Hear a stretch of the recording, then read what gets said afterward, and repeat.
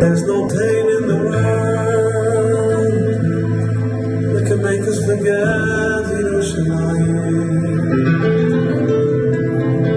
There's no joy in the world that can make us forget Yerushalayim.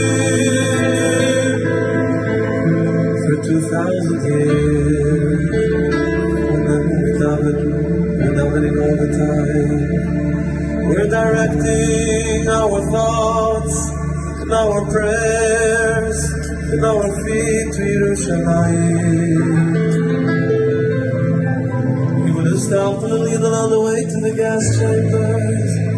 You would have asked them, tell me, what are you thinking about? He would have answered, I'm thinking about Yerushalayim.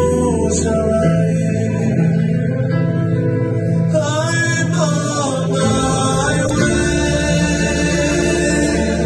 I'm on my way. I'm on my way to Yerushalayim. He would have stopped the chassan kal on the way to the CHUPPA.